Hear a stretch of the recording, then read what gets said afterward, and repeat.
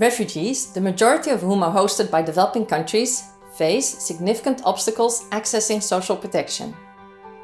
My name is Clara van Panhuis and I welcome you to the ILO Masterclass on extending social protection to migrant workers, refugees and their families.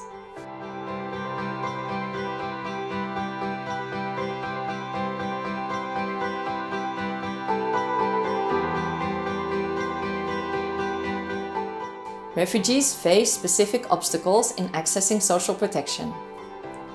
As they cannot avail themselves of the protection of their home countries, they end up losing all their social protection benefits and entitlements. They may also be legally excluded from the legislative framework of the host country, for instance. They may have no access to the formal labour market and consequently to employment-based social protection and can be excluded from non-contributory social protection. In addition, without international solidarity, in particular in a situation of massive influx, many are left unprotected, and this can also impact national social cohesion.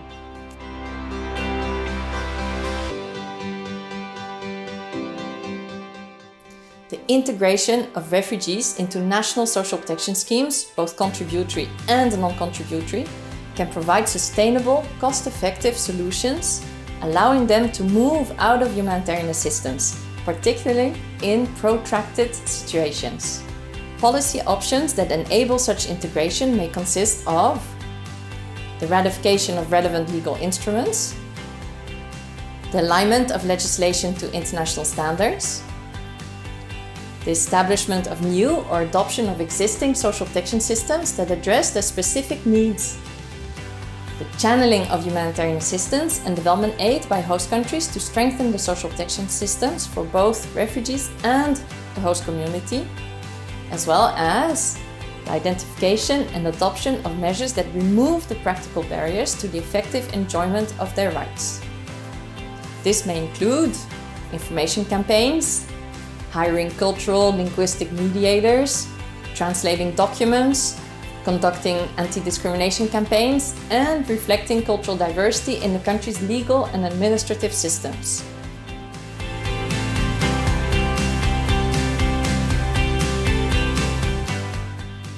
In Brazil, the state committees for refugees are responsible for creating links among the stakeholders involved in the policy-making process, implementing and monitoring the National Plan for Refugees, supporting the conclusion of agreements, while also promoting the awareness of refugees' rights among the public. The fruit of their efforts was evidenced in 2010, where the committees promoted labour mobility pathways for displaced Haitians, and in 2013, where a similar scheme was implemented for individuals affected by the crisis in Syria.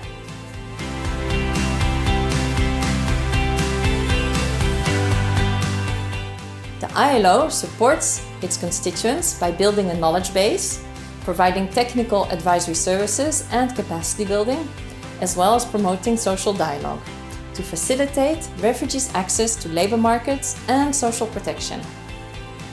This has included a number of partnerships and projects located in various regions across the world.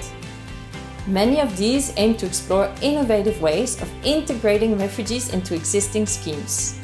This includes the promotion of employment and social protection under existing frameworks, as well as the development of shock-responsive social protection systems that improve the prospects for both host communities and forcibly displaced persons, by providing predictable and sustainable support beyond the short-term humanitarian assistance offered.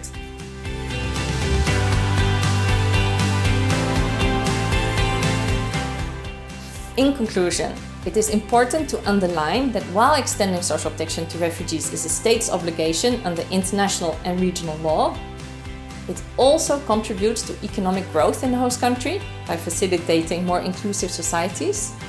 To that end, it is recommended that states ratify and implement the international conventions of relevance to the rights and social protection of refugees, take steps to ensure the inclusion under policies, emergency measures and national social protection schemes, and remove the practical obstacles that inhibit the effective enjoyment of their rights,